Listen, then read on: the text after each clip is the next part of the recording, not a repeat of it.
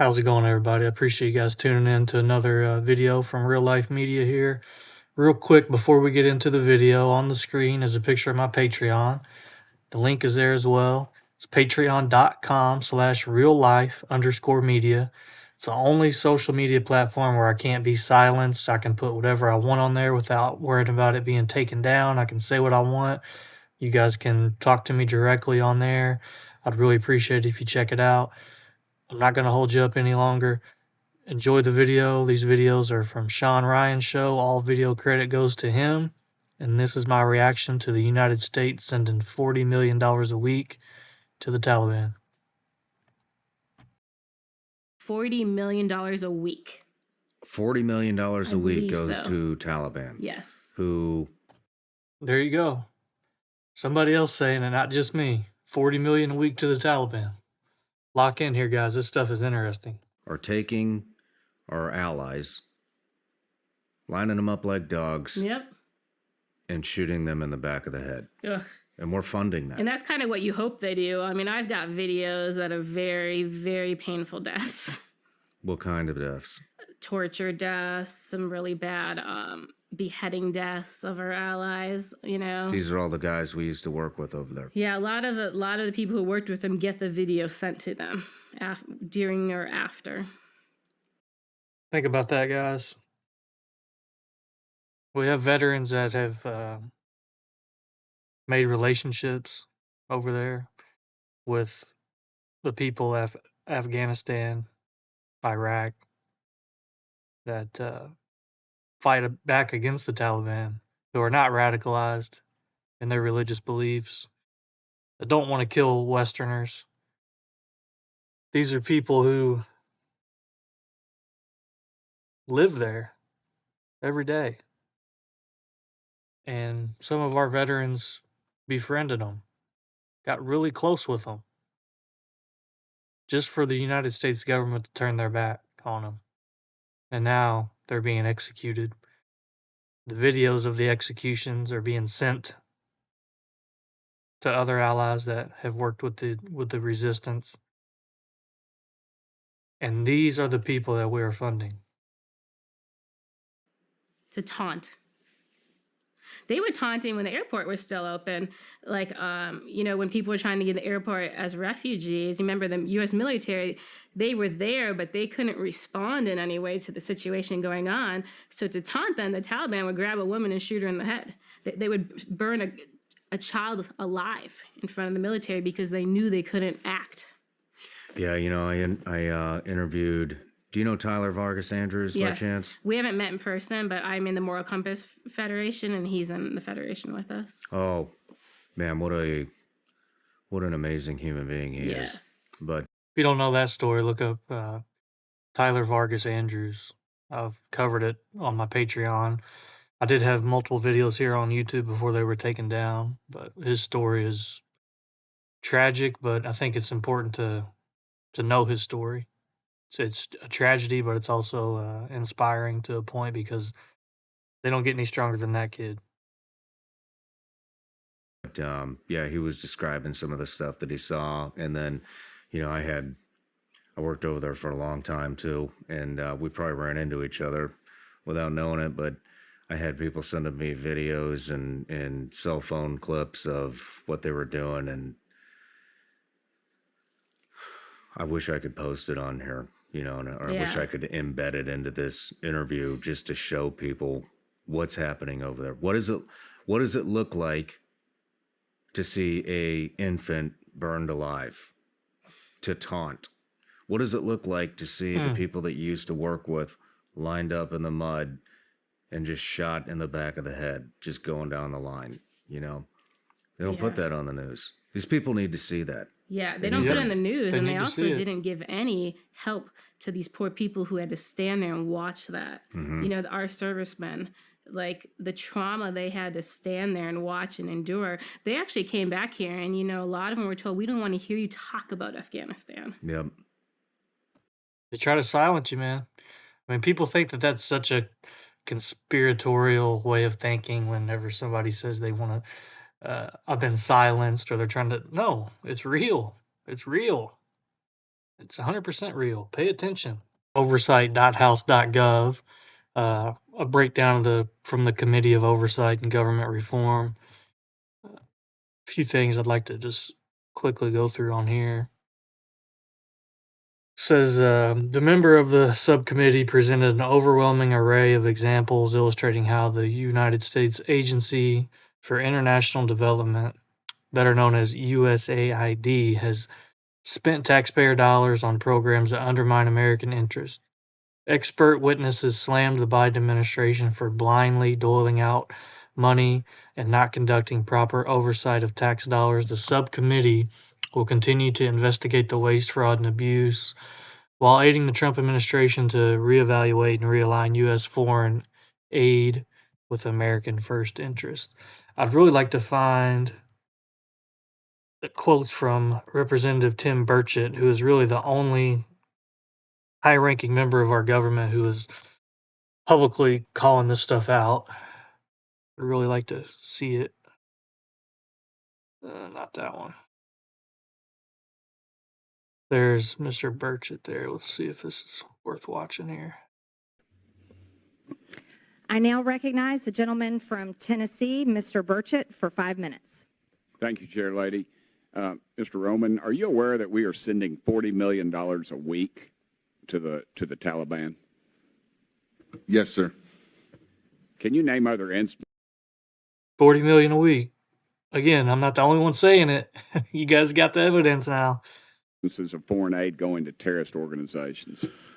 We have assisted al-Shabaab in Somalia. There's been instances of the Khamsi network in Sudan, Hamas, Islamic Jihad, Hezbollah, Kata'iba Hezbollah, Hayat Tahrir al-Shams in Syria. Dozens of terror organizations have received indirect assistance from U.S. foreign aid. Could you elaborate a little bit on the mechanisms in place that are to stop foreign aid from going to terrorist groups, and why are they not working if we have any in place? Sure. And I would note that these are, you notice, these are terrorist weaponry. You see some AKs, SKSs, some snipers, some clips, some clip carriers probably made in China. And I believe these are small landmines here beside right there. Let's use Gaza as our case study. $2.1 billion in American taxpayers' money to Gaza since October 7th when Hamas invaded southern Israel. USAID money was going in terms of an emergency use authorization to try to go to parties that USAID formerly had a relationship with in the Gaza Strip. They had to have been vetted by OFAC. They should have been vetted against the special designated terror list from the State Department and from other Treasury organizations. Waivers were granted because they said that there was an emergency use to have that money come in to Gaza, thereby jettisoning the usual typical screening procedures. As a result, 90% of aid that was going from the United States by way of its agents in Gaza ended up in Hamas-controlled areas. Ended up back in Hamas-controlled areas. That's unreal. It's unbelievable. I mean, this stuff right here was broadcasted live, and it's still, I feel like very little Americans know how this stuff is working. And this is ridiculous. Essentially, what the U.S. assistance to Gaza did was underwrite the ability for Hamas to survive until the ceasefire was just passed a few weeks ago. There was no strategic thought for it, and there was no screening. Seems like the emergency might have been armed terrorists to kill civilians. Would that be accurate? That's accurate, and even more than that, Samantha Powers, the administrator for USAID, was intent on having Israel not be able to defend itself. To not be able to defend it. Correct. Mr. Primorak, is that correct? How do you say that? Primorak? I got Burchett, man. Nobody gets mine right, so don't worry about it. What is it, Primorak? Perfect. All right, thanks, brother. How did terrorists exploit our foreign aid loopholes? Just interesting here. Well, we have a lot of our international. Can you pull your mic up? I'm sorry. Can you hear me? Yes, sir. You have international NGOs and UN agencies actively lobby here in Washington, D.C. against vetting policies that would prevent it. I was the senior vetting officer at USAID, and what we did. Did you say United Nations is doing this? The UN? Sure, everybody who's getting money lobbies here. that they're lobbying against us. I'm sorry, Mr. Roman, There's actually someone who used to work for one of those lobbies, the largest NGO lobby, Interaction. One of our co-witnesses here worked for them from 2018 to 2023. USAID effectively self-funds its own external private lobby that then goes back to Congress and asks for more money for USAID. Sheesh. So the taxpayers It's fund this unreal. lobbyist who's working against American interests. Correct. Possibly killing our allies and Yep. possibly Americans. They bring together groups in Washington that overseas work with groups that kill Exactly. Americans. Yeah, I don't need a flow chart to show that. I appreciate it. I like Do Burchett. you think USAID programs have been aligned with the national security interests of the U.S., No, they have not. They have actually helped China. Mr. Roman? No. Okay. How do these programs compromise our national security, Mr. Premack? They actually push China. They actually push much of the world towards China on the green energy agenda. Yep. They push people, ordinary people, billions of people towards China because of the resentment caused by our social re-engineering. Are we being lobbied by these pro-communist China groups currently? But a lot of these countries don't even have to lobby because they get the money anyway, like South Africa. Wow. Yeah, and in fact, these Don't even have to lobbies lobby for it, have just give come it to them, the hand it House and over. have tried to kill legislation like H.R. 160, which was meant to increase transparency in USAID's funding of overseas Is that a organizations. current piece of legislation? That's from the last session, And give me that Wow. number again. H.R. 160. And what does it do? It was meant to give U.S. lawmakers the ability to have higher transparency in terror financing investigations aimed at scrutinizing extremist groups. And that legislation was shot down. We had Talk about how the U.S. is funding Taliban. That's a hard statement to say, right? Yes. It is. Yes, it is. So briefly, I'll tell you this. When this evacuation was happening, the Afghan people had about $7 billion of their money in the Federal Reserve Bank of New York for safekeeping. After the evacuations, President Biden decided to cut this money in two, send $3.5 billion to Switzerland.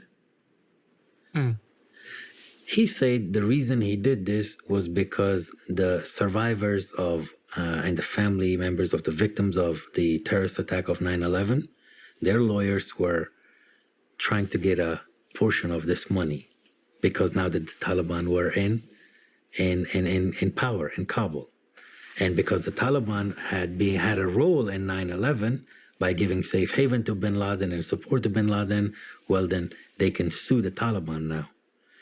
But the way the rest of us saw this is America is a system. There are courts, there are laws. It's not easy for somebody to for one victim to just take money from another victim. Right. You know, it's not the right thing to do, and it will not happen in any court. So the money was safe right here. That money being here in the United States meant that money would not go to terrorists in control of Afghanistan. But what Mr. Biden did is he cut it in two, kept $3.5 billion here in the U.S., and then transferred the other $3.5 billion to Switzerland. And they banked. I know this isn't the most exciting stuff, and Legend kind of is monotone and can kind of lull you to sleep, but man, he's very educated on this stuff. He's fought against the Taliban and these terrorist groups his entire life, so just bear with us here and lock in. These next couple statements are very interesting and powerful. Account that is called the Afghan Trust Fund. Now he assigned one individual from the State Department on the board, one individual from the Switzerland government is on the board, and then there are two Afghans. One of those Afghans is an Afghan American. His name is Shami Rabi. Now Shami Rabi, his job, the whole point of this trust fund is to make sure that this money benefits the Afghan people, not the Taliban. Now, Shami Rabi is a board member of the Afghan Trust Fund.